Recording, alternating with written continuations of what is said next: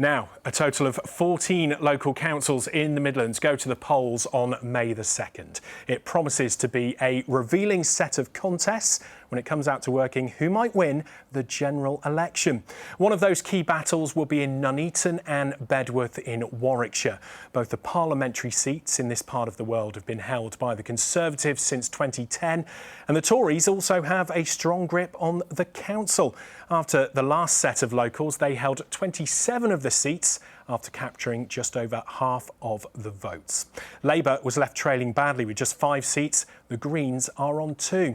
This year, though, all the seats are up for grabs, which means there's plenty to play for. Joshua Nevett's been to find out what's on the mind of floating voters.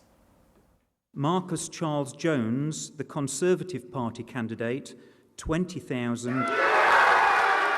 A momentous election victory made in Nuneaton and cemented into Conservative folklore. Former Prime Minister David Cameron said holding the marginal seat was the moment he knew the Conservatives had won the general election in 2015. And since then, local elections to Nuneaton and Bedworth Borough Council have only dampened Labour's spirits. The Conservatives won a landslide election victory to take control of the council in 2021. But Labour hopes they can win back the council this year. The party says it's fighting for every vote, but there's one particular group of voters who could be important to this result, and the general election expected later this year. Women in their 30s who work in retail make up a large part of the area's population, and some of them are shopping around for a party to vote for. Kirsty and Kaylee describe themselves as floating voters. I'll sway between the two, but I do think Conservative have got a little bit more to offer for us at the moment in the town. And what does she think of the Prime Minister? I think he needs to join the real world, see how everybody lives, because if you're working hand to mouth just to pay the bills, I don't think he really understands. So I think it's good if he could think about the working class rather than having it already.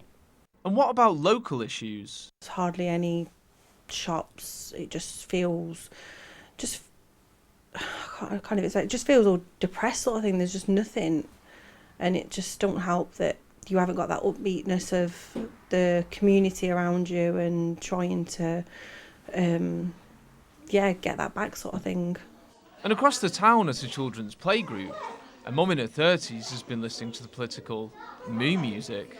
I've worked for the NHS, so I can see on the ground like what's happened with the cuts to the NHS over the last 10 years, and that's really concerning. And I think just nationally as well, I haven't particularly felt like we're going in a good direction or focusing on the right things or getting decisions right.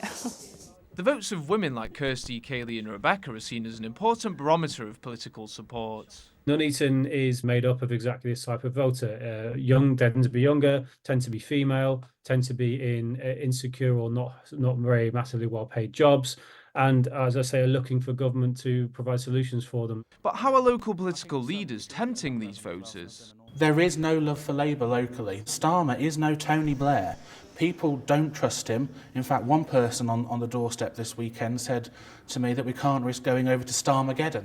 Labour says town centre regeneration is at the heart of its offer. We do need to see more shops coming to Nuneaton and Bedworth, but so that's what we're trying to do with the regeneration. We're trying to invite more new businesses into the town centres. And the Greens insist a vote for them isn't a wasted one. We've always been the other opposition, so it's really important to have another voice in the council chamber, and we're very effective. I mean, at the moment we're more of an opposition than Labour on many issues. All eyes were on Nuneaton in 2015, and they will be once again this year as they look for hints of what's to come in the next general election.